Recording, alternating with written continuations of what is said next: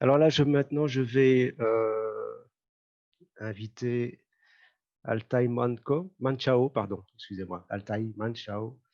Je vais rapidement vous le présenter. Donc, il est docteur en psychologie de l'Université de Liège, mais il est surtout directeur scientifique de l'Institut de recherche et de formation et action sur les migrations. Donc là, maintenant, il va nous proposer une réflexion qui, je pense, vient très bien à point. Je pense que son propos va peut-être rencontrer de manière beaucoup plus subtile et peut-être tranchée, je ne sais pas, on verra ce qui a été évoqué jusqu'à présent. Le thème de son intervention va porter sur les compétences interculturelles et cette dimension conceptuelle, il va l'articuler au regard des observations qui ont été effectuées dans le cadre de ce qui vous a été proposé au niveau du projet ELIS. Donc, il va peut-être nous proposer une petite grille de lecture. En tout cas, il y a des enjeux qui sont apparus dans votre propos que peut-être Altaï nous permettra de rencontrer par rapport à cette compétence interculturelle, ces compétences interculturelles et les enjeux en fait qu'elles représentent dans les pratiques sociales, que ce soit ici et maintenant, et ici dans notre territoire respectif et ailleurs quand on est dans une migration professionnelle, ou alors sur notre propre territoire et dans d'autres contextes que ceux qui sont évoqués au niveau du social, puisque la dernière question parlait du champ juridique. Alors on a terminé là tout à l'heure, pour les Québécois, c'est la fin de matinée, donc j'allais dire ce début, ce début d'après-midi, on a terminé avec une question assez importante, en fait, liée à l'identité et euh, comment l'étudiant, finalement, comment la personne qui est confrontée à des questions interculturelles va pouvoir ne pas se laisser piéger. Je fais ça en synthèse, et alors vous me corrigerez si vous le souhaitez par la suite, dans le propos qui a été dit dans la première partie de la conférence. Comment ne pas se laisser piéger dans ce risque, en fait. Aller dans l'interculturel, c'est aller à la rencontre, c'est s'exposer, c'est prendre un risque, et comment ne pas se piéger ou se laisser piéger par cette dimension un peu schizophrénique de qui je suis, comment je dois être, comment je dois vivre ou survivre dans cette rencontre interculturelle. Voilà, là, je jette un pavé dans la mare, hein, évidemment. Voilà. Donc, le thème de Altaï Manco, une réflexion sur les compétences interculturelles articulées par des observations au regard des outils exploités dans le cadre du projet ELIS. Merci Altaï, je t'en prie. Bonjour, chers amis, Merci pour toutes ces présentations et les interventions sur le chat que j'ai suivies avec attention. Je vais essayer de m'en inspirer de façon un peu improvisée ici, mais mon propos est déjà envoyé, la base de mon propos, en tout cas sur quoi je m'appuie, est déjà envoyé par le chat. Donc, elle est disponible également en français et en anglais. Ce que je vais enlever de ça, ce sont les exemples, les illustrations qui étaient liées à une pratique particulière, mais je vais essayer de les remplacer par ce que nous avons entendu et les questions qui ont été posées durant cet après-midi et que je vais essayer d'illustrer. Je n'ai pas du tout la prétention de répondre à tout. Néanmoins, je vais quand même prendre un cadre un peu conceptuel comme Yazid l'a dit tout à l'heure, parce qu'il me semble que c'est important aussi de revenir sur un certain nombre de notions, en particulier celui de compétences interculturelles qui est utilisé dès le départ dans ce projet. Euh, il y a 20 ans de ça, au début des années, plus de 20 ans de ça, à la fin des années 90, dans le cadre d'un autre projet européen, comme quoi les projets européens, je le dis sincèrement, nous ont vraiment propulsés sur cette réflexion sur les compétences interculturelles. Et ça, c'est un des apports de l'Europe qu'il faut tout de même souligner. Dans le cadre donc d'un autre projet européen, j'étais amené à réfléchir en termes de compétences interculturelles sur toute une série de capacités psychosociales que devaient mettre des travailleurs sociaux en œuvre dans le cadre de leur profession. Donc, on n'était pas dans la formation initiale, comme nos amis maintenant, on était, et c'est ça mon vrai métier, dans la formation continue. Et c'est là où on est arrivé à une conclusion avec ses amis, ses collègues, c'est que les compétences interculturelles, bien évidemment, ne concernent pas que les personnes issues de l'immigration. Ça, c'est la dimension exotique que certaines personnes dans le chat ont pu toucher. Mais on est face évidemment à des capacités qui concernent tout un chacun dans une société, dès lors que cette société est diverse. Alors réfléchissons une seconde, est-ce qu'il est possible d'avoir une société qui ne soit pas diverse? Donc je pense que ça tombe sous le sens on est face à une situation où tout le monde est concerné, quel que soit son statut, son emploi, le fait qu'ils vivent avec des populations immigrées ou non, nous sommes tous concernés. Alors, eh bien, à quoi servent ces compétences interculturelles? Eh bien, je propose de dire que ça sert à faire face, en fait, de manière plus ou moins efficace à des situations qui sont complexes et qui sont engendrées par la multiplicité des référents culturels dans notre environnement. Alors, les référents culturels dans notre environnement sont évidemment multiples parce que la culture, ce n'est pas qu'une culture ethnique, ce n'est pas qu'une culture religieuse, c'est aussi une culture professionnelle. Les sages-femmes n'ont pas la même culture professionnelle que les policiers, par exemple, ou les policières, parce qu'ils ont des contextes d'emploi tout à fait différents. Et c'est là qu'on en vient à quelque chose qui a été aussi pas mal cité dans le chat, c'est que les contextes sociaux, économiques, politiques sont évidemment président nos contacts sociaux et sont de fait inégalitaires. Parce que tous les contextes sont inégalitaires dans la mesure où nous n'avons pas tous, selon les contextes, les mêmes droits, les mêmes possibilités, les mêmes moyens que d'autres. Parfois on en a plus, parfois on en a moins. On est toujours dans des rapports asymétriques. La symétrie parfaite est, je pense, quasi inexistante sous ce soleil. Par contre, l'asymétrie, donc L' asymétrie, peut être changeante. Là où nous sommes compétents un jour, à l'aise, forts, demain, dans un autre contexte, on pourrait être dans une situation tout à fait inverse. Eh bien, l'efficacité dans ces contextes, dans ce type de contexte, serait pour moi la capacité de produire un bien-être collectif, de la communication et de relations harmonieuses avec les autres, de la communication et des relations qui soient valorisantes pour les groupes et les individus concernés, qui sont donc en contexte, qui sont donc en contact. Eh bien, cette efficacité dépendra notamment de la capacité des acteurs à se décentrer par rapport à certains éléments de leur propre culture, alors culture ethnique, religieuse, linguistique, locale, régionale, politique, professionnelle, tout ce que vous voulez, de se décentrer et d'y intégrer un certain nombre d'éléments exogènes et de construire ainsi leur possibilité de construire des identités interculturelles. Quand on parvient à ça, on pourrait dire qu'on est plus ou moins interculturellement compétent. Et le travail de formation qui nous a été présenté tend évidemment à développer ce type de compétences. Et donc, le concept de compétences interculturelles est tout à fait ajusté et pas du tout galvaudé dans ce cadre-là. J'aimerais bien aussi dire un mot sur ce qu'est l'interculturalité, en fait. Pour moi, l'interculturalité est une dynamique. Ça peut être une pratique de formation, par exemple, comme on a vu, une pratique sociale, de travail social, mais c'est aussi une politique.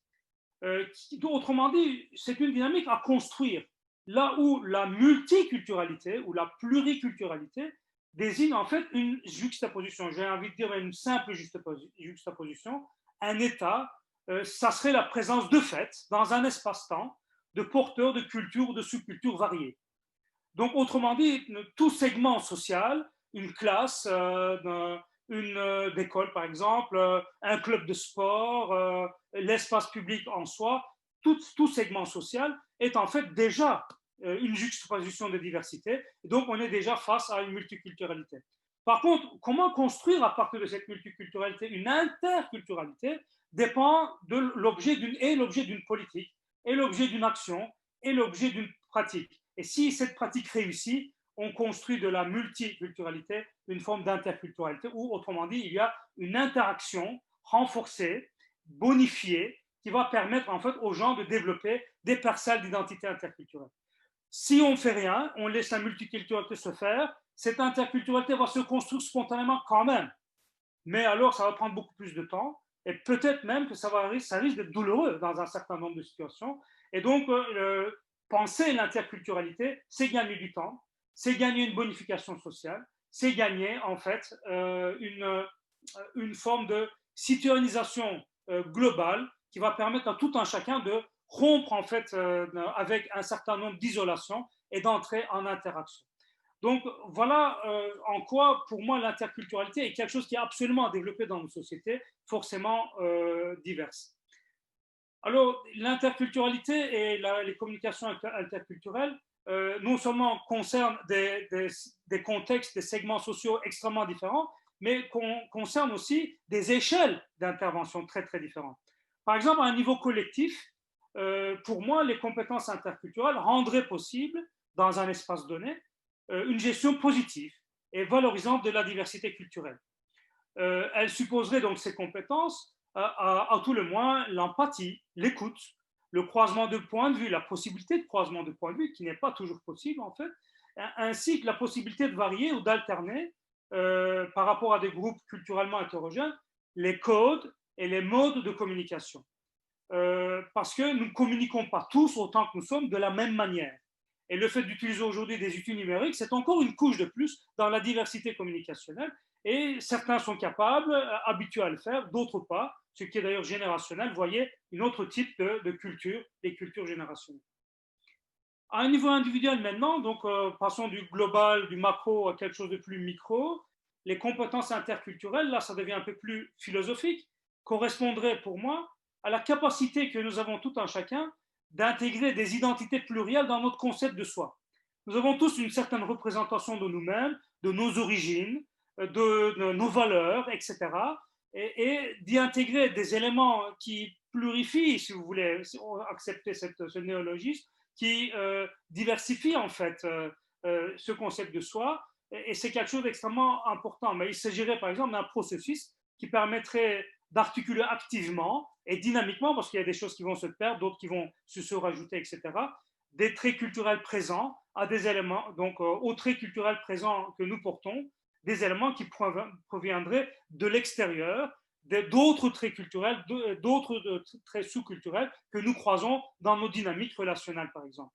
Autrement dit, c'est aussi d'accepter, c'est aussi un travail de réminiscence, d'accepter que nous sommes tous composés d'identités multiples.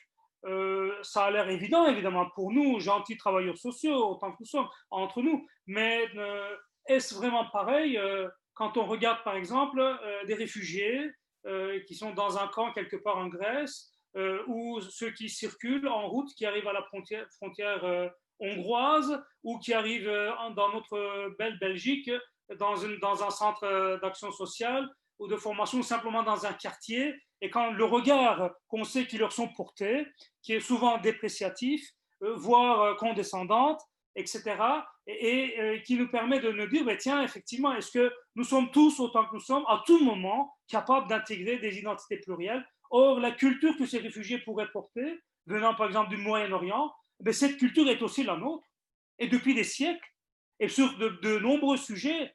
Je ne sais pas que serait, par exemple, la chimie ou l'algèbre sans les Arabes. On ne sait pas que que serait notre langue sans l'apport des langues sémitiques à nos langues, etc., etc. Autrement dit, leur culture, c'est déjà un peu notre culture. Oublier cela, c'est oublier ce que nous sommes, c'est oublier aussi notre rôle, l'importance de la communication et de la coopération avec l'autre, aussi différent puisse-t-il être. Et c'est ça qui a fondé l'humanité qui comment dire, existe aujourd'hui. Donc, c'est pourquoi plusieurs habiletés, en fait, doivent être considérées et qui doivent saturer les compétences interculturelles. Et là-dedans, par exemple, la première chose, je l'ai énoncé tout à l'heure, cette ouverture sur le monde et la société, cette sensibilité à la différence, à la diversité, en fait, plutôt que cette fermeture qu'on rencontre malheureusement parfois dans des contextes de crise, crise de l'accueil, crise dite de l'immigration, crise de la pandémie, etc. Parfois, force les portes à se fermer, alors que c'est vers la solidarité qu'on doit aller pour se sauver, et c'est vers l'ouverture. Comment s'y aider? La culture générale et historique, c'est quelque chose de fondamental. On revient aux fondamentaux, à l'éducation, savoir apprendre, autrement dit, savoir se mettre en question, la reconnaissance et la compréhension et la valorisation de l'autre dans ses potentialités, notamment sa langue, ses modes de communication, et aussi dans ses similitudes, se décentrer un peu sur lui, va nous permettre de comprendre un certain nombre de choses qui sont finalement similaires et qui font partie de notre commune humanité. Et cette prise de distance va créer de la relativité, Et je pense que de très nombreux exemples qui montrent, c'est une des questions posées, de bénévolat, par exemple, auprès des publics réfugiés ou immigrés, montrent qu'on est en plein dedans. C'est à partir du moment où on a un contact positif que les similitudes apparaissent à fleur de peau et là, les distances tombent. Et cela nécessite aussi, pour nous, accepter qu'on est à tout jamais dans des formes de pluralisme politique et philosophique, religieuse, etc., de croyances, et qu'on doit pouvoir les intégrer dans le respect, dans nos modes de fonctionnement. Une chose est commune à tous nos amis donc de projet international qui a été présenté ici, c'est une référence particulière à Magalit Cohen-Emerick, que moi aussi je cite pas mal dans mes travaux, y compris dans ma pratique. C'est une pionnière, il faut dire, du domaine, et elle est notre référence commune donc. Pour elle, Magalit Cohen-Emerick, les compétences interculturelles comprennent par exemple la capacité à se décentrer, on vient d'en parler, par rapport à sa culture d'origine, avec les guillemets d'usage. Autrement dit, cette possibilité d'avoir une activité métacognitive. Qui suis-je en fait, de prendre distance sur soi et de réfléchir pourquoi réfléchis cela, pourquoi ai-je dit cela, etc., dans tel contexte, et d'essayer de venir au fondement même de ces sentiments, qui sont parfois des sentiments de type crainte. C'est tout à fait légitime. Avoir peur, c'est tout à fait légitime, mais on peut aussi apprendre à dépasser. Deuxième point que Cohen-Emerick développe, c'est développer une posture d'accueil bienveillante de la différence. Ce n'est pas toujours évident pour les questions qu'on vient de dire, les peurs et qu'on doit dépasser. Mais enfin, elle dit également que nous devons acquérir des savoirs et des outils par rapport aux autres, afin de ne pas commettre d'impair dans notre communication avec eux et de mieux aborder l'implicite de la rencontre. Ceci est très important, parce que nous vivons tous dans des ensembles d'implicites, parce que nos cultures sont faites d'implicites, sinon elle ne permettra pas d'aller aussi vite. Si je devais maintenant définir chacun des mots que j'utilise, on n'est pas sorti de l'auberge, mes amis. Déjà, je suis bavard, mais alors, qu'est-ce que ça deviendrait comme torture? Et donc, on est tous dans des implicites, mais quelqu'un qui entre dans le jeu, qui est précipité dans notre environnement, venant d'ailleurs pour X ou Y raison, que ce soit un stage ou une demande d'asile, tout simplement, eh bien, lui, il n'est pas du tout dans cet implicite.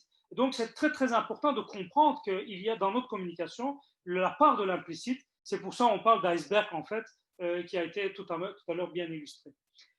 La capacité de négociation, enfin, c'est quelque chose qui est sidérant, extrêmement important, qui est très peu travaillé aussi dans nos systèmes éducatifs, où on n'apprend pas à négocier. C'est pas à l'école, même les écoles supérieures, je suis désolé, qui sont quand même des structures un peu descendantes, très hiérarchisées, qu'on apprend à négocier. Et c'est très, très dommage.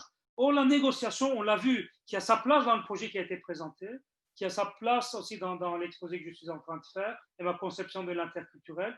Et comment dire, la négociation, apprendre à négocier, c'est quelque chose qui sauve la vie, qui sauve des vies. Et je le dis en pesant mes mots, parce que c'est l'outil que nous pouvons développer pour faire face à des conflits de valeurs, par exemple, qui vont prendre place immanquablement parmi les interlocuteurs, qui vont vivre cela, chacun à leur manière, bien sûr, mais dans des doubles contraintes, dans des doubles conflits de loyauté, à ce que nous pensions être, mais ce que nous découvrons devenir en compagnie de l'autre. Là, on va vivre des conflits de loyauté, on va devoir sortir de ça, et collectivement, et dans notre fort intérieur. Et donc, voilà les deux dimensions collectives et individuelles qu'on retrouve. Donc, dans cette acculturation, en fait, acceptation de l'autre, articulation de ces éléments, rejet de certains de ces éléments, ça fait partie du jeu, c'est pas interdit. Eh bien, il y a, et c'est réciproque, bien sûr, eh bien, dépendamment de la communication qui est mise en place, évidemment, entre porteurs de cultures différents, la négociation est une pièce maîtresse dans notre puzzle. Parce que la négociation n'est autre qu'une forme de communication, en fait, et qui va nous permettre d'affronter la contradiction, d'affronter l'opposition qui fait partie du jeu. Et si elle n'était pas présente, ce serait dommage parce que c'est cette opposition, c'est cette dynamique ou, comment dire, alternance qui va nous permettre de construire de nouveau en réalité. Et qui nous a toujours dans l'histoire, étudions philosophie de la connaissance, c'est cette opposition entre la thèse et l'antithèse qui nous a permis toujours de construire de la connaissance en fait, et on ne pourrait pas se passer de cet outil intellectuel majeur. Donc la négociation doit être à la manœuvre en fait quand nous menons des activités. Et c'est comme ça qu'on va dépasser de manière non violente des conflits. Et c'est comme ça qu'on va concevoir même des préventions des conflits, parce que si le conflit est utile intellectuellement, socialement, à créer du neuf, il n'est peut-être pas utile de vivre tous les conflits, surtout ceux qui ont été plutôt sanglants, guerre. Et donc de passer plus vite à de la restauration, donc apprendre aussi de notre histoire, d'où encore une fois l'importance d'appréhender cette histoire, de construire de la cohésion de manière plus vite. Donc il est aussi, là, c'est comme les implicites, apprendre à négocier et prévenir le conflit, ça va nous permettre d'aller plus vite aussi dans cette construction interculturelle. Autrement dit, au niveau social, il va être difficile d'envisager les processus interculturels hors d'un contexte de négociation donc sociétale. Et au niveau individuel, l'introspection, qui n'est autre qu'une façon de négocier soi avec soi, va devenir un lieu, comment dire, de condition, une condition de l'équilibration et d'épanouissement de la personnalité dans un contexte de conflit et de changement culturel. Mettez-vous à la place de jeunes issus de familles immigrées qui, certes, sont le produit des pays où ils sont nés, mais aussi de dignes enfants de leurs parents et de la culture qu'ils portent, des cultures qu'ils portent.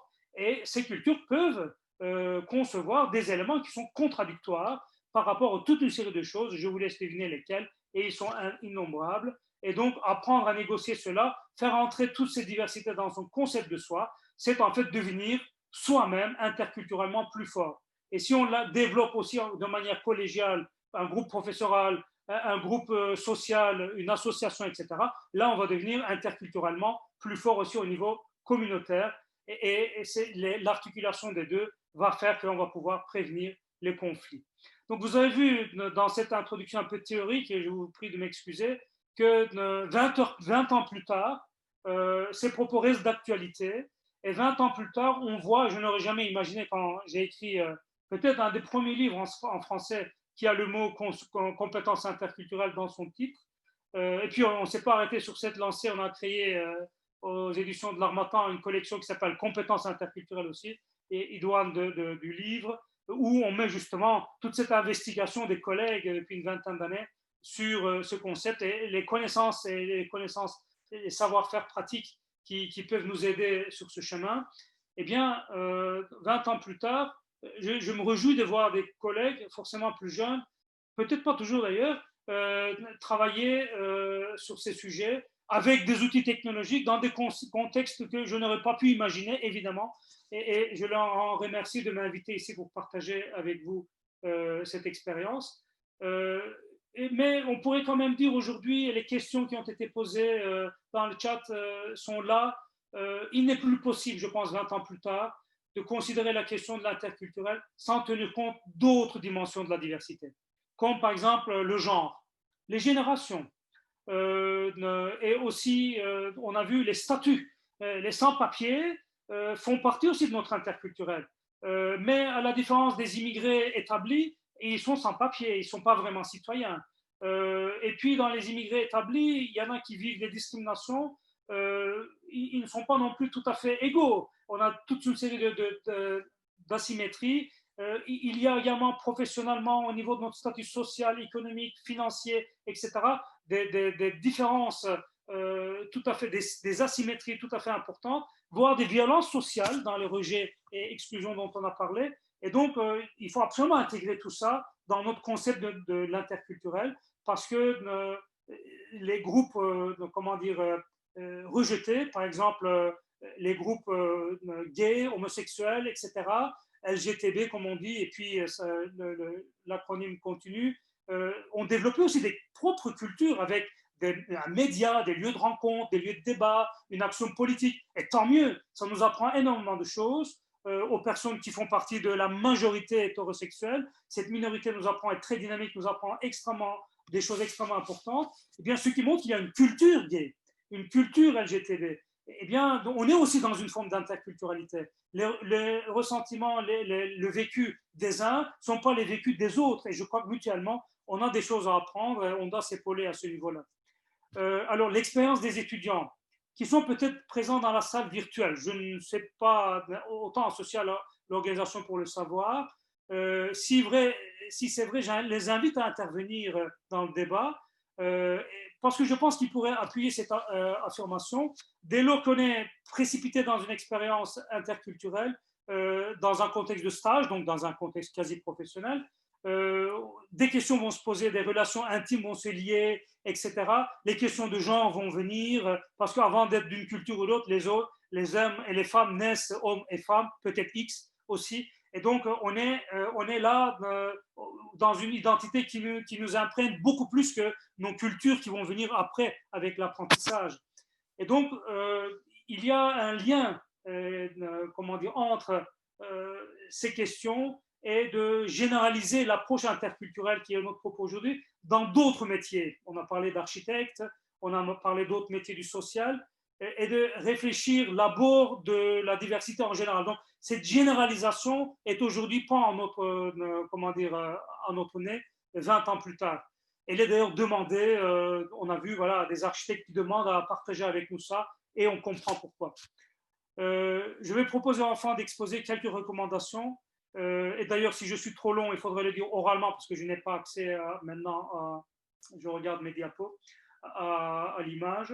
Et donc, pour le reste, on observe de nombreux parallélismes en mon essai de conceptualisation et les compétences interculturelles telles qu'interprétées par cette équipe extrêmement dynamique dont on a pu apprécier le travail.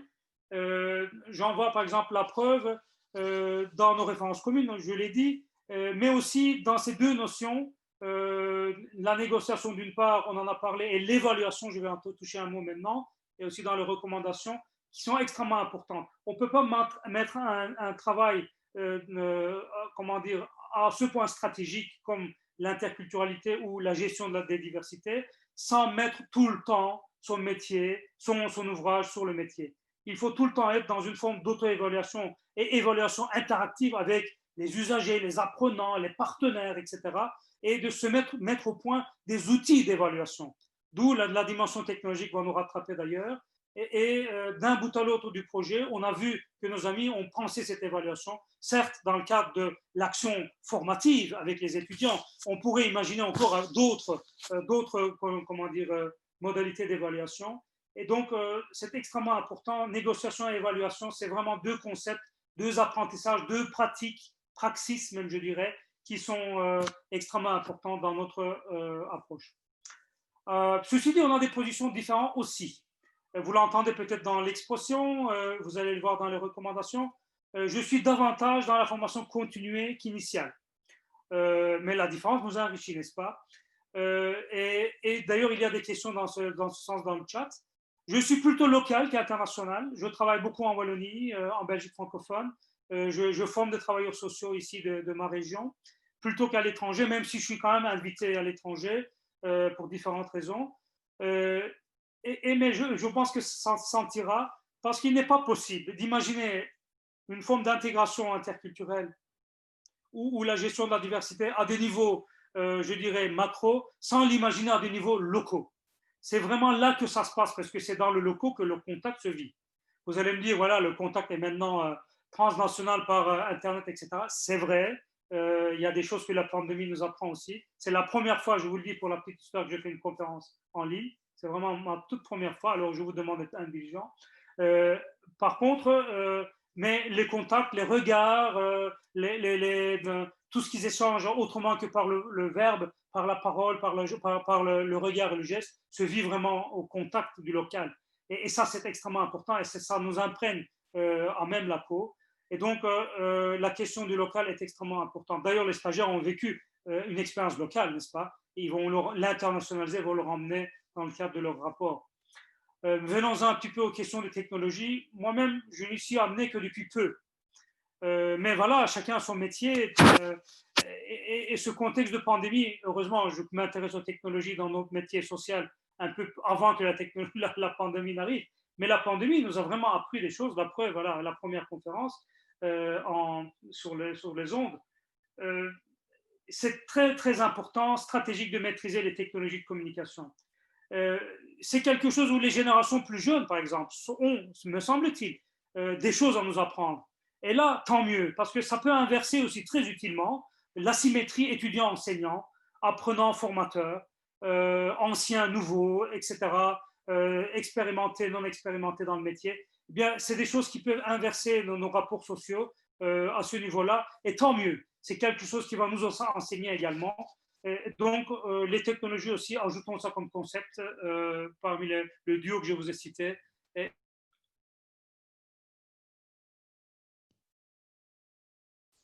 Ah, Altaï est bloqué. Altaï est bloqué. On peut peut-être prendre des premières questions, Yazid. Mais Altaï ne peut pas. Oui, je suis bloqué, je tu es reviens, bloqué, oui. je coupe l'image Reviens. peut-être. Oh, ouais, recoupe l'image et rallume-la. Est-ce que je reviens comme ça? Là, on t'entend. On Altaï, entend. j'en profite pour te dire qu'il te reste 4-5 minutes grand max. OK. Donc, je vais revenir aux questions donc, technologiques. Est-ce qu'on entend toujours? On peut confirmer oralement? Oui. OK. Donc, on a vu ce projet utilise Moodle et l'approfondit, maîtrise les grandes distances grâce à ça, 10 pays sur 4 continents en période de Covid. Chapeau, les amis. Je pense qu'un transfert vers la formation continue me paraît tout à fait possible, d'ailleurs existant déjà, en utilisant d'autres technologies comme Google Docs par exemple. Mais c'est très très important de développer entre nous des partages de documents, de vidéos, de helpdesk entre professionnels, de sondages, de réunions à distance, etc. etc. Et ça nous fait avancer. Même en dehors de contexte de pandémie, on gagne du temps en fait à faire ce genre de trucs. Mais je voudrais aller un petit peu au-delà. Parce que il faut aussi partager cette technologie au-delà des étudiants et des collègues, avec le public dont on se soucie, avec lequel on travaille, le public migrant par exemple, en ce qui me concerne. Eh bien, j'ai envie de vous donner quelques exemples pris d'autres pays non membres du réseau. Par exemple, le canton de Vaud en Suisse, un projet auquel je suis aussi indirectement attaché, qui me tient à cœur, qui s'appelle Vivre et qui essaie de développer une plateforme de formation professionnelle et linguistique pour migrants en vue d'insertion professionnelle et qui leur permet aussi de s'évaluer et d'évaluer aussi les formations. Donc c'est très très important. On a comme ça un retour, un début, hein, les amis là à Lausanne sont en train de travailler encore. On a un retour des apprenants sur les formations que d'autres structures proposent. C'est une plateforme qui n'existe pas pour moi, un outil qui n'existe pas. On doit avoir heure par heure les évaluations. Internet nous le permet. Et ça permet aussi à l'apprenant de se dire, mais voilà, concernant votre profil, des personnes qui ont des profils similaires, donc en 6 mois de travail, on sont arrivés à tel point, vous en êtes à tel point, vous pouvez vous jauger, etc. Ceci aussi est très encourageant et très important, je pense. Et les travailleurs sociaux ne sont pas du tout out, pourraient s'approprier cet outil et peuvent travailler avec ça dans leur communication et dans leur gestion du travail avec les apprenants dans une formation professionnelle, par exemple, ou un travail d'orientation des migrants dans le cadre de l'emploi. Voilà, je vois que le temps passe. Donc, c'est un exemple très, très important, je pense. Il faut poursuivre avec ce genre de plateforme qui reste à construire, en fait, parce que je n'en connais pas d'exemples très nombreux. Je vais arriver à mes recommandations et je vais aller très, très vite. Et je pense qu'elles sont in extenso dans le texte, d'ailleurs, à la fin. Donc, c'est pourquoi ça va me permettre d'aller très, très vite. Je pense qu'il y a des recommandations pour les intervenants socio-éducatifs qui sont des recommandations basiques, je vais les passer, qui, autrement dit, tend à dire qu'il faut construire des relations les plus symétriques possibles dans le cadre. Et on a vu quelques filons par lesquels on pourrait passer, sinon notre action n'est pas crédible. Et qu'il y a des choses pour lesquelles nous sommes ignorants, surtout en travaillant avec des populations qui ne partagent pas nos présupposés culturels, qui viennent d'autres cultures, et il faut avouer son ignorance. Et c'est là qu'on construit une relation symétrique, parce qu'on va mettre l'apport de l'autre comme une source de science, une source de connaissances. Et donc, on va travailler, notamment en ethnopsychiatrie. Des collègues ont développé ça depuis des années, depuis des décennies. et on fait vraiment des pas importants en thérapie quand on considère que l'apport, l'expression de l'autre sur sa propre nosographie devient en fait une source de connaissance pour le psychiatre, pour le psychologue, pour l'intervenant social qui participe à ces thérapies. Je pense surtout à des dimensions un peu plus systémiques, qui sont beaucoup moins évidentes en fait, et à laquelle les questions technologiques peuvent apporter énormément. Parce que au niveau d'une interculturalité professionnelle systémique, autrement dit, de partager des choses, nos évidences avec les autres, avec les collègues, nos cultures avec les collègues, dans un environnement éloigné ou proximal, eh bien, on a besoin de technologie. Autrement dit, on a besoin de développer de nouveaux canaux d'information faciles et qui sont plus pratiques, conviviaux et qui vont permettre de gagner du temps dans le partage de ressources. Mais on doit absolument réfléchir à ce niveau-là, la fracture numérique. Parce que tout en travaillant avec les apprenants, les immigrants, mais aussi avec les collègues, qui ne sont pas tous des professionnels, qui sont parfois des bénévoles, qui sont par des migrants, ils n'ont pas les mêmes moyens que les professionnels, et n'ont pas tous accès avec la même facilité à des outils numériques. Et donc, c'est pourquoi il est extrêmement important de trouver aussi des mécanismes de partage d'outils en chair et en os. Enfin, j'arrive, et je terminerai par là, à une forme de compétence interculturelle collective qui intéresse alors de manière verticale toutes nos institutions, nos hiérarchies également, parce qu'il n'est pas possible de parler des compétences interculturelles des enseignants, des apprenants, des élèves, etc., sans parler de la compétence interculturelle des institutions elles-mêmes, comme une école, comme une institution d'insertion socio-professionnelle, ou d'aide sociale, ou d'accueil des migrants, centre d'accueil de réfugiés, et tutti quanti. Autrement dit, il faut aussi mesurer, évaluer, et je propose des indicateurs en fait qui pourraient aider à le faire. La compétence interculturelle collective institutionnelle doit être, et je termine par là, une compétence des savoir-faire qui vont aider à tout un chacun, membre, utilisateur de ces structures, de ces institutions, développer leurs propres compétences interculturelles. Comment est-ce que ça se fait? C'est en créant des lieux de parole. C'est en créant des lieux de négociation à l'intérieur même des institutions qui en sont souvent abjectement dépourvues. Des institutions de négociation, d'écoute, d'audition, de sondage, etc., qui vont permettre en fait de créer justement ces connexions et ces confrontations, voire ces frottements. Parce que le frottement, c'est exactement le contraire de ceci. Je viens de frapper dans mes mains. Ça, c'est le choc culturel qui peut créer des blessures. Le frottement, c'est le contraire, c'est se frotter. Je suis en train de frotter maintenant. D'ailleurs, vous pouvez le faire derrière vos écrans. Qu'est-ce qui se passe? Il se passe qu'on produit de la chaleur. Eh bien, il se passe qu'on produit aussi du frottement, et ce frottement va user nos aspérités supérieures, qui sont nos parties contondantes, qui vont blesser les autres.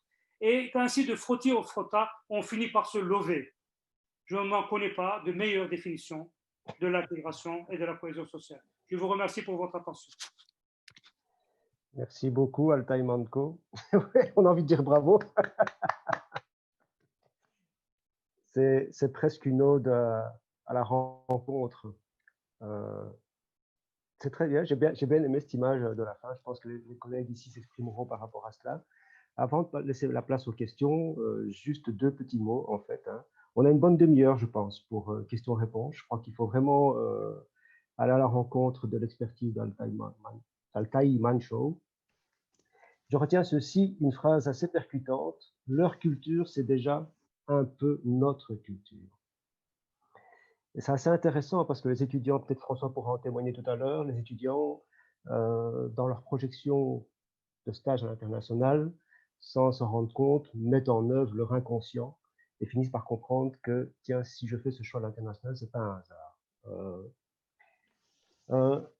Puis après, il y a un autre aspect qui est assez intéressant et qui me semble porter l'ensemble de ton propos, c'est cette question du rapport à soi et de la construction identitaire sur le plan de la personnalité. Les personnalités, c'est ce qui fait que l'on va être, comme tout à l'heure le disait une dame dans le chat de la première partie de conférence, qu'est-ce qui fait que certaines personnes sont plus prédisposées que d'autres?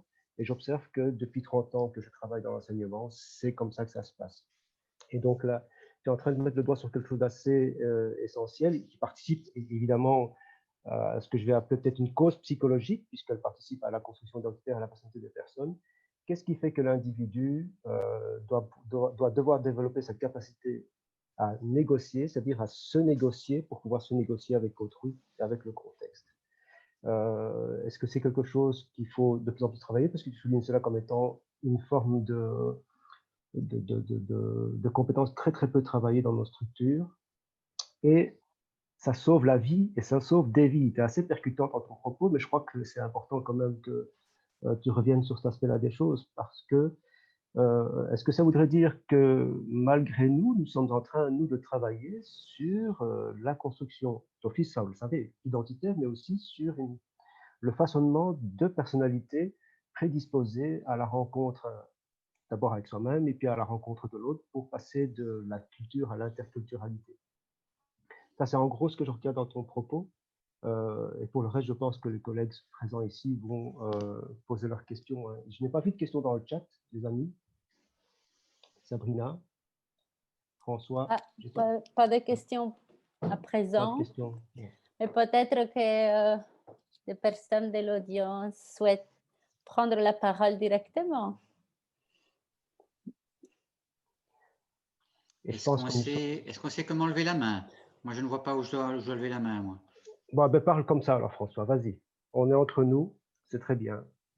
Mais je reviendrai après vers Altaï pour ces questions essentielles idiosyncratiques de l'individu, parce que je crois que c'est vraiment important qu'on l'évoque. Hein. On doit former des personnes qui sont capables de se penser et penser l'autre pour développer des rapports qui sont constructeurs pour soi. Est-ce qu'on en fait vraiment ça dans nos écoles? Bonjour, je viens d'introduire Véronique Schmitz. Est-ce qu'on m'entend? Ah, voilà, quelqu'un qui... Bonjour. Oui, je n'ai pas trouvé la main levée non plus. Je me présente, Véronique Schmitz. Je travaille dans un service public de l'emploi. J'avais commencé à écrire dans le chat, mais ce sera plus facile en oral. Altaï me connaît depuis longtemps. Je suis une... Depuis l'université, on a travaillé ensemble sur l'interculturel, donc moi je suis une convaincue, mais par contre justement ma difficulté c'est convaincre les autres. Et tout à l'heure, donc Altaï, tu reparlais dans les habiletés d'ouverture sur le monde. C'est peut-être pas une habileté qui est présente chez tous les collègues, et donc j'ai leur un peu forcé la main, on va dire, la première fois où on a travaillé avec le Centre Verviers-Taux d'intégration pour une sensibilisation à l'interculturel. On a d'ailleurs été les seuls en région wallonne à faire une sensibilisation de plus d'une centaine de personnes de notre service public. Et finalement, avec des résultats relativement positifs et en tout cas des personnes étonnées par ce qu'elles avaient vécu et toute cette possibilité justement de travailler une décentration, de travailler sur leurs préjugés, leurs stéréotypes, etc. Mais moi, j'aurais voulu, à court ou à moyen terme, la remettre en place, puisque ici, on a eu plein de nouveaux collègues depuis. Mais je me posais la question justement, quand tu parlais de cette habilité d'ouverture d'esprit, sur le volontarisme ou pas à laisser dans un service public comme le nôtre, ou bien finalement de retravailler avec un programme un peu obligatoire, comme on avait fait la dernière fois, pour voir si l'impact de l'obligation quelque part de travailler cette compétence interculturelle qui me paraît primordiale dans un service public, voilà, le résultat sera le même avec ou sans obligation.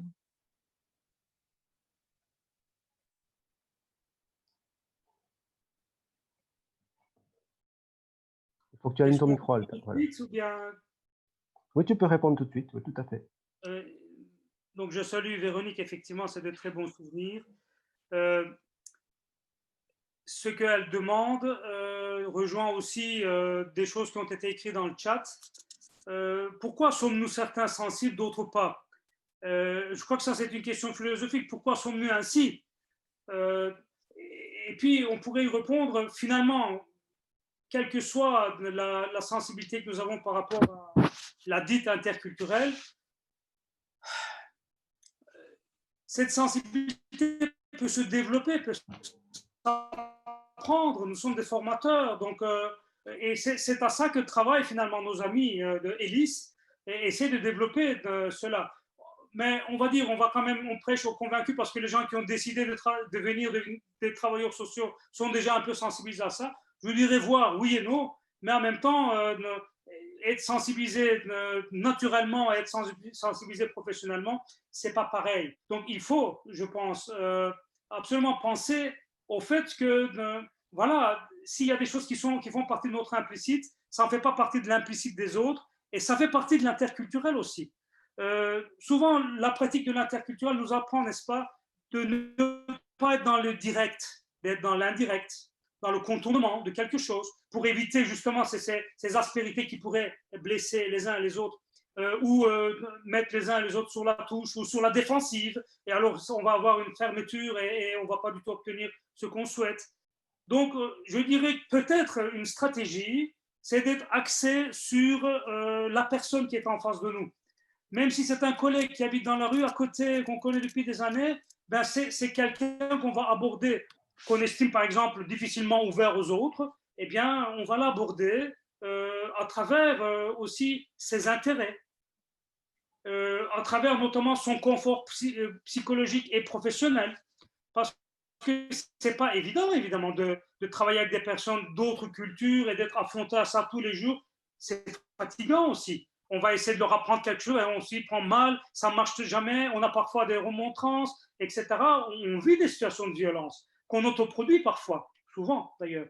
Et donc, de le prendre par son confort professionnel, sans même dire c'est une formation interculturelle, etc.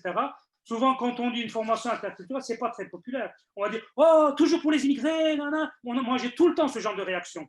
Et donc, plutôt que de parler de formation interculturelle, j'essaie de prendre les gens par les sentiments. Je dis « On va travailler à ce que vous soyez plus à l'aise, vous, plus confortable, plus heureux au travail. » Et de centrer les choses sur l'autre. Donc voilà, de cette façon-là, les gens viennent petit à petit et se disent « Ah ben oui, donc c'est dans mon intérêt d'essayer de comprendre l'implicite de l'autre. » Mais j'ai dit « Ah ben oui, comment on fait alors comprendre ?» Et puis on avance, etc. Donc ça a l'air un peu simple, évidemment, mais c'est évidemment compliqué, c'est plutôt stratégique. La posture est de se centrer toujours sur l'autre. Que ce soit l'apprenant, que ce soit le collègue avec qui on va co-travailler, que ce soit la personne issue de l'immigration qu'on est en train de servir dans un service, etc. Et il faut toujours se centrer sur l'autre et sur son contexte, en fait. Qu'est-ce qui lui fait de mal, qu'est-ce qui lui fait du plaisir, comment on peut augmenter le plaisir, comment on peut diminuer le mal, et c'est comme ça qu'on va attirer, en fait, vers notre terrain, notre champ de bataille, qui serait le développement interculturel. François, tu voulais poser une question, je pense. Et puis alors, je vois Marie Wenker qui lève la main. Et alors, on a une question dans le chat de Mélodie Nenzi. On va faire dans cet ordre-là ou... Oui, moi, ce n'est pas une question, c'était simplement souligner, je trouve l'idée super importante que tu amènes à Altaï, que nous, on n'a pas développée, mais qui pourrait vraiment être intéressante dans ELISE 2, c'est la question de l'interculturalité institutionnelle. Là, je trouve que c'est vraiment un truc fondamental à travailler. Comme tu dis, une école, un hôpital, un centre d'accueil, en fait, tout ça, c'est des endroits qui peuvent être aussi des pièges interculturels de par les structures même dans lesquelles l'interculturalité peut ou a plus difficile de s'exercer. Donc, merci de cette suggestion. Je crois que ça pourrait nous servir. Marie? Oui, j'avais envie de réagir par rapport au caractère obligatoire ou non d'une formation à l'interculturalité. Moi, je ne me posais pas la question de savoir pourquoi certaines personnes sont sensibles ou pas. Je constate juste que dans toutes les formations qu'on a pu organiser, j'étais très impliquée en Suisse dans la formation à l'interculturalité, les cours d'été, les cours à option, c'était toujours des personnes qui avaient une sensibilité. Ce n'est pas ces gens-là qu'on aurait voulu voir s'inscrire à des cours comme ça. On a eu aussi toute une phase où les cours à l'interculturalité ont été intégrés dans le cursus officiel des enseignants. J'en ai animé quelques-uns et puis je me retrouvais quelques années plus tard à retrouver certains de mes anciens étudiants qui me disaient « Ah oui, mais j'ai une situation X », je veux dire, le contenu, tout le travail qu'on avait fait en cours, ils leur avaient passé complètement là parce qu'ils ne voyaient pas l'utilité. Quelqu'un le mentionnait dans le chat aussi, l'utilité. Moi, ça me choque quand même un peu de voir qu'on doit trouver des stratégies, de voir comment on peut toucher un peu ce que tu disais, Altaï, alors que la dimension interculturelle fait partie du monde d'aujourd'hui et puis que cette capacité à interagir dans un monde en mouvement, dynamique, interculturel au sens très très large du terme, devrait nous permettre de donner aux étudiants, quel que soit leur domaine de profession, des outils nécessaires à gérer ça. Alors quelqu'un disait dans le chat, il faudrait toucher les politiques. J'en parlais à la pause avec Christiane Pergaud, avec qui j'ai beaucoup travaillé dans ce domaine. Puis on se rappelait des travaux qu'on avait faits il y a 30 ans, en 94. 2 outils qui avaient été financés par les chefs de l'instruction publique de Suisse, qui avaient été diffusés avec l'approbation des décideurs au niveau politique et qui n'ont pas eu le succès qu'on aurait escompté. Après, ce qui me vient aussi à l'esprit, c'est de me dire, mais finalement, si on pense à toutes les nouvelles méthodologies hors interculturalité qui ont été produites ces dernières années, à mon avis, bon, moi j'ai toujours travaillé avec des populations précarisées, c'est des méthodologies qui sont utiles pour les bons élèves, mais les laisser pour compte, dont on dit qu'on s'occupe, cette égalité des chances dont on vante la diffusion à large échelle, moi j'y crois pas et je pense qu'il y a un double discours au niveau des politiques. Il y a quand même le souhait de laisser les populations précarisées dans la précarité pour pouvoir en faire un petit peu ce qu'on veut. D'ailleurs, on me l'a une fois clairement dit, on a besoin de personnes qui vont accepter de faire n'importe quoi sans ronchonner. Et puis je me demande si, au niveau de l'interculturalité, compte tenu aussi de tous ces rapports qui deviennent quand même, je trouve, de plus en plus violents entre cultures, entre classes sociales, entre, si je prends le domaine des réfugiés que je connais bien, je me demande s'il n'y a pas un souhait délibéré de les laisser là où ils sont pour en faire un peu des pantins aisément manipulables. Et il me semble qu'il y a un double discours, quoi. Il y a le politiquement correct et puis il y a le reste. Et puis je trouve que ça nous met quand même pas mal de bâtons dans les roues, quoi. C'était juste ce que j'avais envie de vous partager. Alors, Joseph a levé la main, je pense. Réagir par rapport à ça. Mary, merci beaucoup pour la réaction. C'est moi tout à l'heure qui avais fait un clin d'œil pour les politiques un petit peu parce que nous, à Clermont-Ferrand, on a avec l'université, j'ai une collègue à l'université qui travaille sur un projet de recherche en fait d'intégration. C'est un projet pilote d'intégration des réfugiés ou des demandeurs d'asile à partir des compétences réelles qu'ils amènent. La question initiale en amont, c'était de savoir, parce qu'on a toujours ces considérations assez globales des personnes ou des groupes, quand on dit demandeurs d'asile, quand on dit réfugiés, ce concept a fini par tuer l'identité propre des individus. On a l'impression que le demandeur d'asile, le réfugié, vient sur un territoire déterminé, sans compétences, sans histoire. Et le projet de recherche qui a été lancé par cette collègue a été de réaliser une sorte d'évaluation des compétences réelles, compétences professionnelles acquises et valorisables par le réfugié et de voir dans quelle mesure cette intégration peut se faire au-delà d'une intégration plus ou moins politique à travers toute une procédure que doit respecter le migrant pour retrouver ses papiers et pouvoir séjourner sur le territoire, mais une intégration par le travail. Donc, elle a expérimenté ce dispositif en faisant avec 3-4 immigrants qui se sont portés volontaires pour l'expérimentation. Et il s'est avéré que ces migrants, lorsqu'ils ont cheminé dans ce projet et acquis leurs papiers plus tard, que leur intégration au sein de la société de façon globale s'est faite de façon beaucoup plus aisée.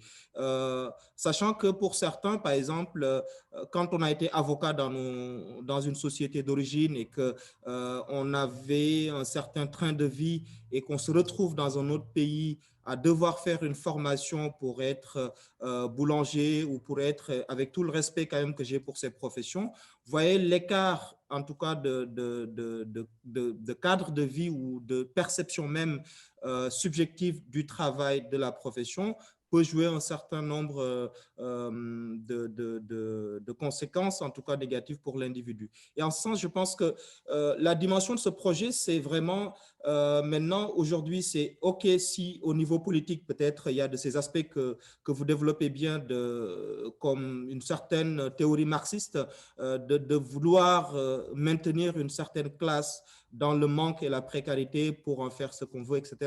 Mais de l'autre côté, je pense que le défi même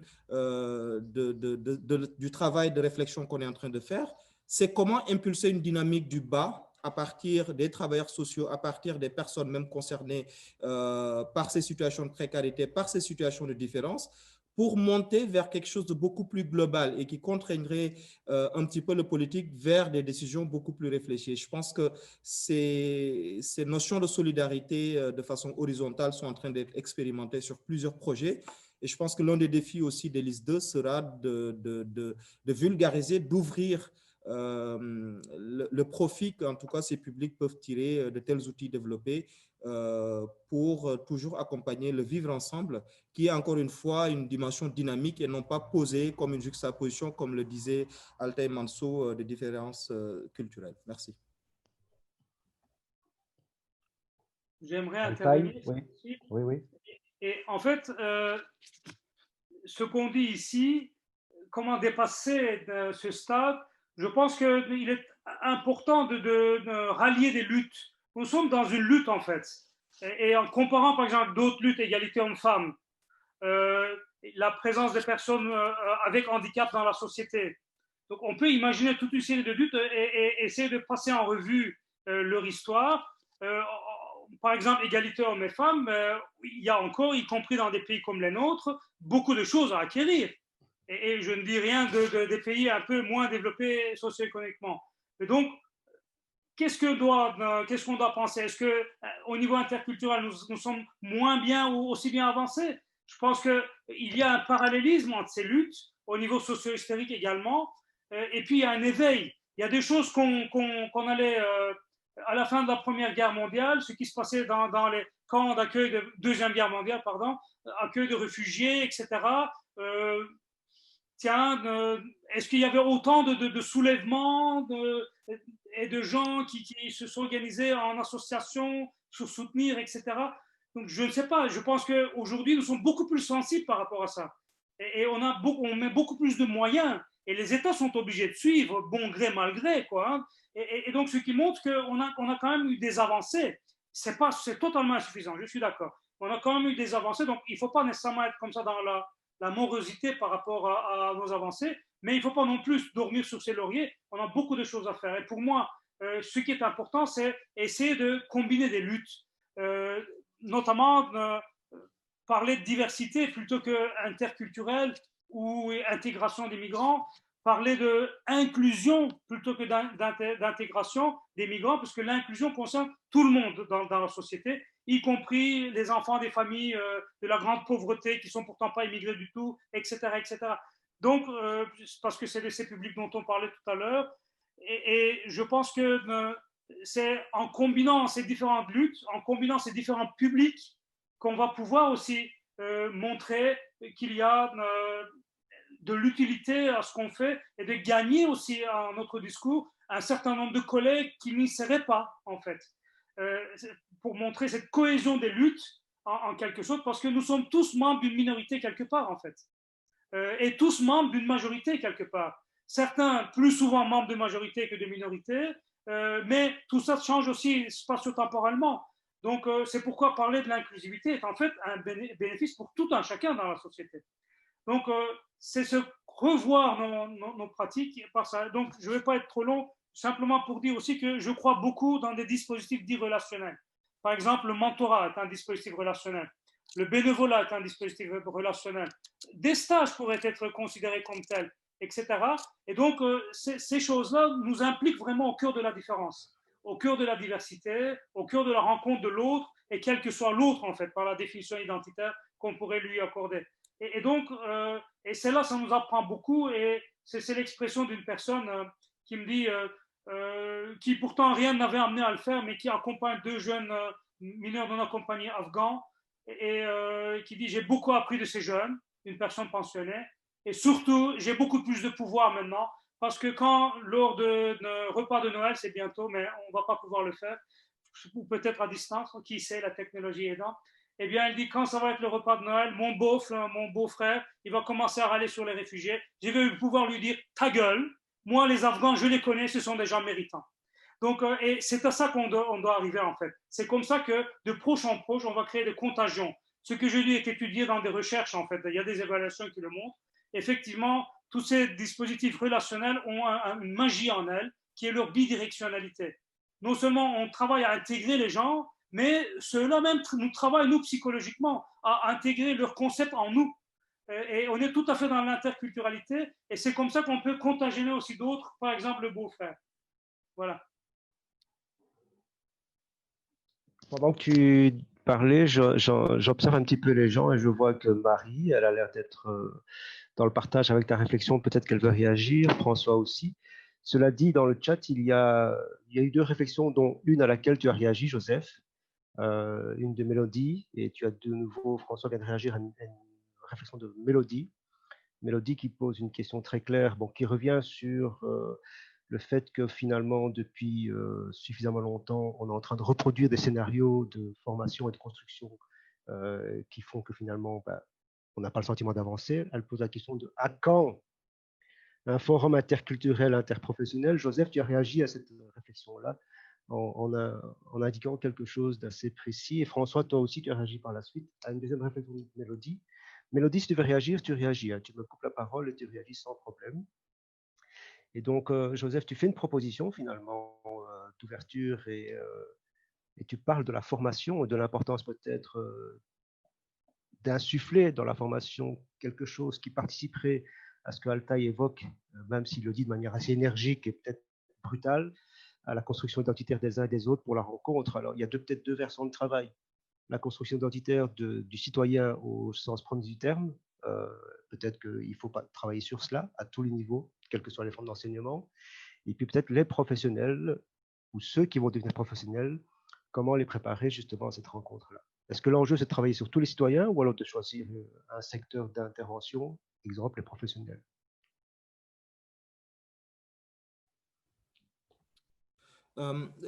L'idée que je développais par rapport à l'entrée par la formation, je l'appellerais plus une entrée par la formation, c'est le constat qu'après 30 ans d'expérimentation, beaucoup d'outils, et c'est là où je vais peut-être parler de volonté, de manque de volonté politique, parce qu'on peut faire le parallèle avec ces notions de vivre ensemble. C'est des mots bateaux, ce qu'ils appellent des buzzwords, qu'ils posent comme ça à une époque, selon l'idéologie dominante, pour caractériser les relations sociales. Aujourd'hui, quand on parle d'interculturalité, pas mal d'outils ont été testés, pas mal de méthodologies ont été testées. Peut-être nous aussi, on alimente cette juxtaposition d'outils. Mais de l'autre côté, la science, elle est intégrative, elle est cumulative. Et je pense que l'entrée par la formation a un sens parce que, par exemple, en France, la dernière réforme des formations a introduit la dimension de l'interculturalité dans les parcours de formation. Mais c'est introduit de façon très timide, à mon sens, ça ne regarde que moi, dans la mesure où les étudiants n'ont pas forcément conscience de l'utilité des cours. Et selon certains contenus, le cours, il est très rapidement passé en revue sur des aspects assez généraux sur l'interculturalité, etc., et non pas mise en pratique sur un terrain particulier. Par exemple, sur les stages avec l'obligation, j'ai vu ça dans le chat, quelqu'un qui parlait d'obligation d'intégrer cette dimension par des exercices obligatoires et non pas des options. On a peut-être un moment historique de notre évolution, c'est que si dans ces formations, cela est permis par des modules bien spécifiques, pourquoi pas, je pense, réfléchir ensemble sur l'idée justement de travailler ces contenus de façon beaucoup plus dynamique et de façon beaucoup plus incisive, de façon à ce que les étudiants, cette nouvelle génération d'étudiants qu'on est en train de former, et grâce à l'outil numérique qu'on peut former de façon parallèle sur plusieurs territoires, intègrent davantage ce qui sonne comme une injonction à l'ouverture, au-delà du contexte aussi de repli de par différents aspects historiques qu'on peut revisiter, mais que l'ouverture aujourd'hui, que ce soit à l'intérieur d'un pays, dans le local, qu'on soit breton, qu'on soit, comment dirais-je, du nord de la France, on a des sensibilités culturelles différentes sur le plan culinaire, musique, etc., autant aussi au niveau international. Et je pense que la formation est un outil assez intéressant, formation continue pour les professionnels, mais également formation initiale qui, pour ces étudiants, deviendront plus tard des professionnels, donc avec déjà une certaine sensibilité à ces aspects interculturels à intégrer dans leur pratique professionnelle future. Et je pense que c'est une entrée intéressante, ce qui n'empêche pas, encore une fois, d'expérimenter, en tout cas, d'autres champs professionnels dans lesquels on pourrait aussi développer ces outils pédagogiques. Altaï, j'aurais bien voulu faire un petit… En principe, on doit s'arrêter maintenant parce qu'il est 17h15. C'est prévu, mais juste une dernière réflexion, sauf si d'autres personnes veulent parler à ma place. On sait tous que sur le plan de l'éducation, ce qui est prescriptif, ce qui est d'ordre de l'injonction, devient très vite paradoxal et empêche les individus de progresser, de se construire. Tout à l'heure, Altaï, il parlait de l'inclusion et la formation ou l'éducation, parce que je me pose la question, moi, de la formation et de l'éducation. L'éducation, c'est toute la vie. Et dès qu'on entre à la crèche ou à l'école maternelle, nous sommes dans l'éducation. Et quel que soit, je pense, le niveau de formation dans lequel un individu est inscrit, eh bien, la rencontre, tiens, c'est intéressant, on parle de rencontre de nouveau, entre la personne qui va le former et lui, dans sa construction identitaire, n'est juste qu'un cheminement. Je crois que c'est toi, Joseph, qui a parlé de cheminement, ou quelqu'un d'autre en première partie, n'est qu'un cheminement pour soutenir la construction identitaire, finalement. Et donc, dans l'idée que l'inclusion concerne tout le monde, au même titre que, je ne sais pas moi, le réchauffement climatique ou autre chose. Et aujourd'hui, la question de la rencontre et des migrations de masse concerne tout le monde. Comment on pourrait penser dans le futur, soit que ce soit dans un IS2 ou alors dans la société qu'on va léguer à nos enfants parce que, ben, voilà, nous, c'est terminé. Comment va-t-on organiser cette possibilité pour les personnes de pouvoir se construire dans la capacité de pouvoir se préserver dans l'intérêt qu'ils ont dans la rencontre de l'autre. Et là, je rejoins un petit peu ce que disait tout à l'heure Altaï Manchao, dans l'idée de l'inclusion, plutôt que d'être dans quelque chose de l'ordre de comment je veux dire, allez, tout à l'heure, tu disais, si je me frotte les mains, eh bien, je développe cette chaleur qui fait que je vais à la rencontre de l'autre. Or, si je claque les mains, on n'est pas dans un rapport de force quand on est dans l'inclusion. On est dans un rapport de la rencontre et du l'intégration. Intégration et du développement affectif, je pense. Et je trouve que dans le propos d'Altaï tout à l'heure, dans toute cette conférence que tu nous as donnée, tu as parlé beaucoup de cette, notamment quand tu évoques l'introspection. Aller à la rencontre de moi, c'est prendre le temps de m'expliquer, de me comprendre, pour pouvoir identifier en quoi je suis dans le confort de ce que je me sens être bien et de m'apprécier à la juste valeur que je m'attribue, mais surtout de la valeur que les autres m'attribuent. Donc là, le regard d'autrui sur ma personne fait que je me sens apprécié, aimé, soutenu, contenu, porté, etc. Je vais pas revenir sur les théories de l'attachement. Est-ce que ça participe de cela ou pas? Est-ce qu'on n'est pas en train de mettre le focus sur quelque chose qui nous concerne, nous, sur le plan professionnel, et on a raison de le faire? Mais peut-être que, comme c'est quelque chose de récurrent, l'interculturalité qui ne passe pas, comment pourrait-on la prévenir en dehors de notre champ d'intervention, c'est-à-dire dans l'éducation en sens général, point. C'est une réflexion tout à fait basique que je fais comme ça et que je donne. C'est mon job de faire des réflexions basiques et de jouer un petit peu le candide. Ce que j'ai envie de dire, c'est que, en fait, l'interculturalité est une compétence transversale. Et c'est pourquoi je ne suis pas nécessairement preneur d'un cours qui s'intitulerait interculturel. Ça doit être quelque chose de transversal, en fait, à l'ensemble de l'enseignement ou du travail ou de gestion institutionnelle que nous menons. D'ailleurs, en rencontrant les autres dimensions transversales, comme égalité homme-femme, etc., tout ça doit s'inclure dans un concept d'inclusion, en fait, ou gestion de l'inclusivité, ou quelque chose comme ça, ou gestion des diversités, ou quelque chose comme ça. Et je pense que pas mal d'institutions, notamment des entreprises, ont déjà pris le pli, évidemment, non sans cacher les intérêts, parce qu'ils se rendent compte que plus ils vont ressembler à leur public, mieux ils seront commercialisés, etc., etc. Il y a évidemment des intérêts à ça. Et la question d'intérêt, je ne me gêne pas, parce que nous bougeons tous par intérêt. Nous sommes autant que nous sommes des gens d'intérêt. Et je ne pense pas que ça nous mène à des situations un peu comment dire, marchandes, ou bien ça nous déshumanise. Au contraire, l'intérêt que je peux trouver à quelqu'un d'autre, ou l'échange équitable que je peux avoir avec l'autre, le don, le recevoir, le contre-don, etc.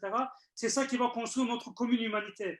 Je pense que, imaginez tous vos amis, toutes vos connaissances, parmi lesquelles, avec qui vous allez avoir un bout de chemin plus long que d'autres, c'est ceux avec qui vous êtes dans un échange équitable. Pas nécessairement au jour le jour, on peut donner un petit peu plus aujourd'hui, recevoir un petit peu plus demain, etc. Mais globalement, dans le temps, on est dans l'échange, le don et le contre-don. Alors que ceux qui vous sucent tout le temps, ben, ils n'ont pas beaucoup de chance de vous voir longtemps. Donc, franchement, la question qu'on vient de dire de l'affection est très, très importante. C'est pour ça que les dispositifs relationnels ont une longueur d'avance sur tout autre dispositif de formation qu'on pourrait imaginer. Le contact, en fait. Mais le contact ne naît pas spontanément, il faut l'organiser. Il y a des organisateurs de contact, et c'est nous, hein, les organisateurs de contact, c'est vous et moi. Et quand vous organisez des stages, vous organisez des contacts, c'est ce que vous faites, ni plus ni moins. Et nous devons généraliser en fait cette attitude organisation de contact, organisation de frottement, organisation de frotti-frotta. C'est ça notre job en fait. C'est avec ça qu'on va pouvoir créer des espaces-temps de rencontres, d'échanges, que les gens vont s'interculturaliser mutuellement sans même s'en rendre compte. Donc c'est ça le projet en fait qui est derrière. Donc compétences transversales.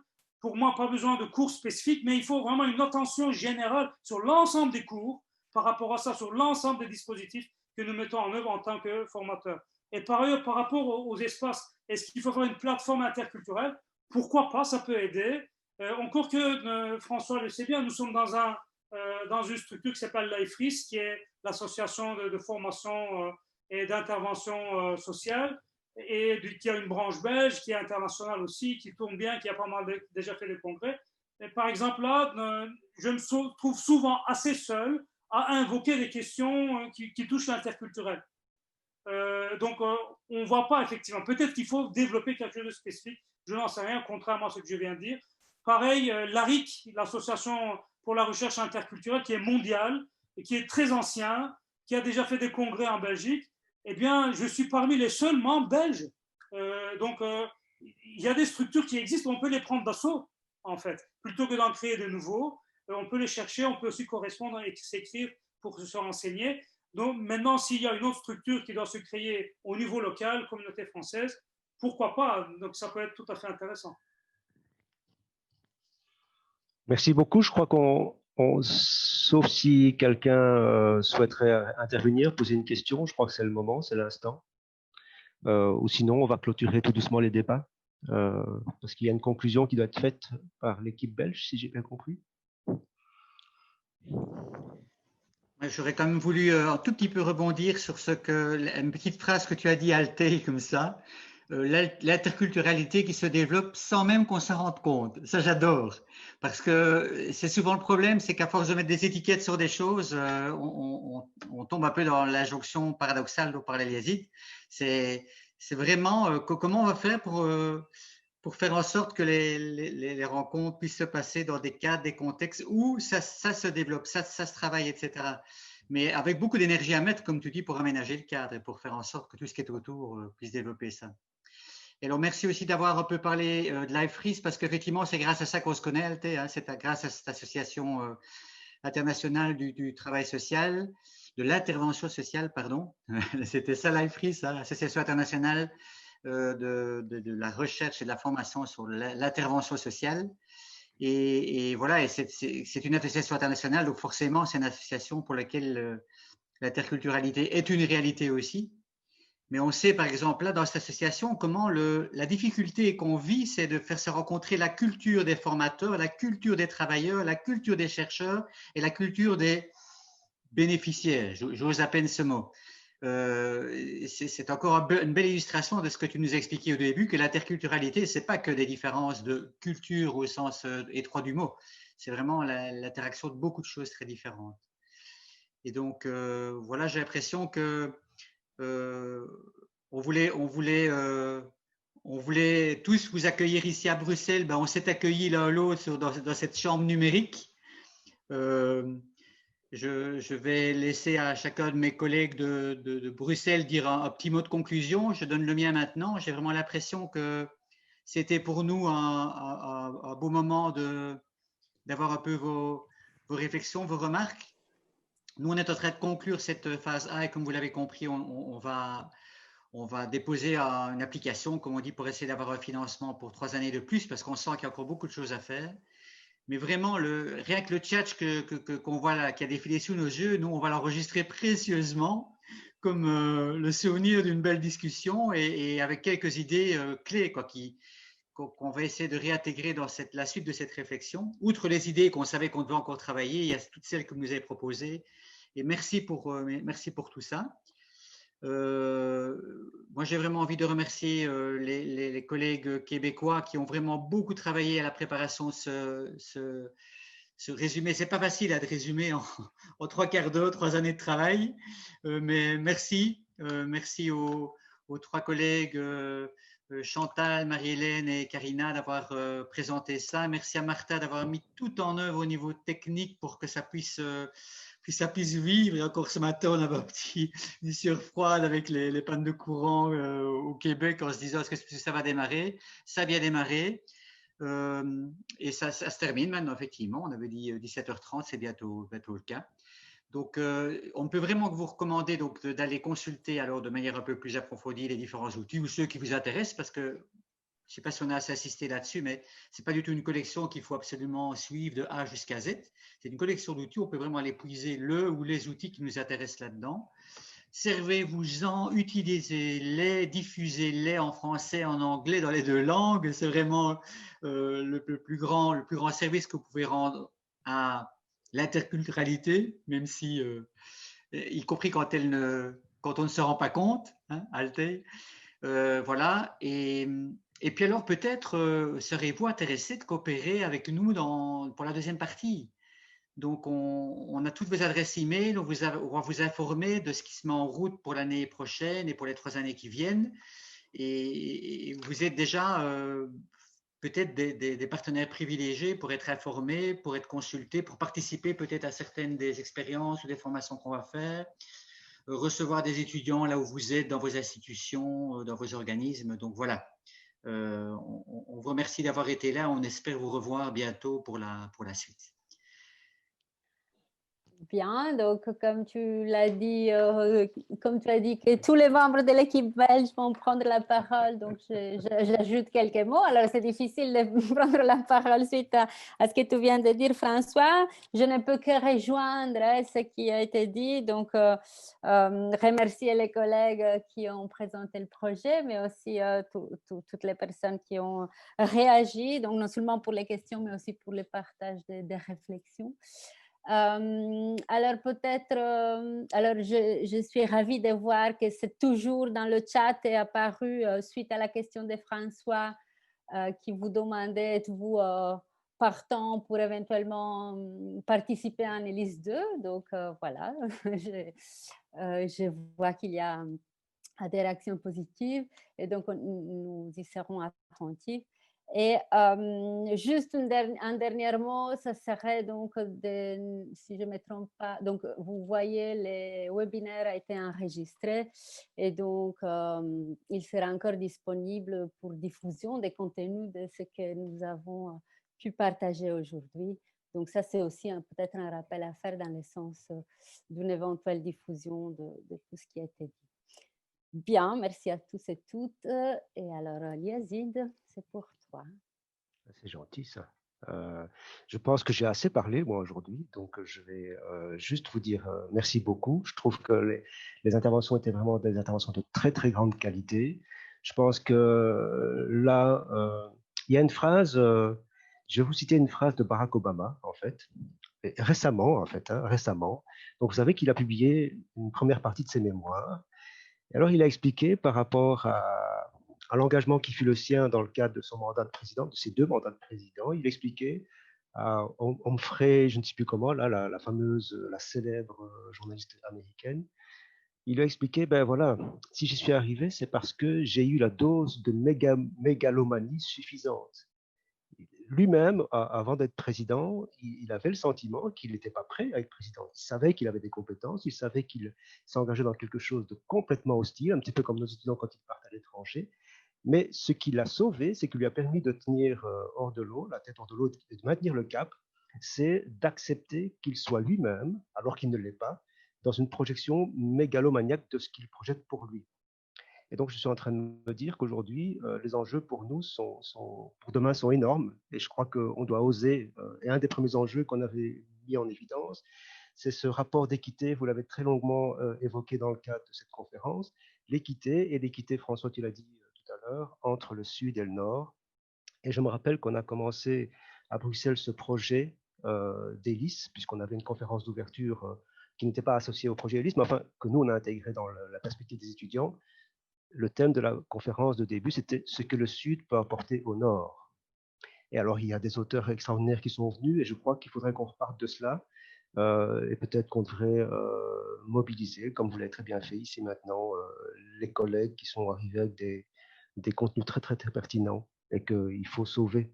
Altai Manchao, pardon, tu as dit, ça peut sauver des vies. Je pense qu'on peut y arriver si on sauve la réflexion qui a été donnée aujourd'hui, un petit peu comme un rendez-vous qu'on ne doit pas manquer.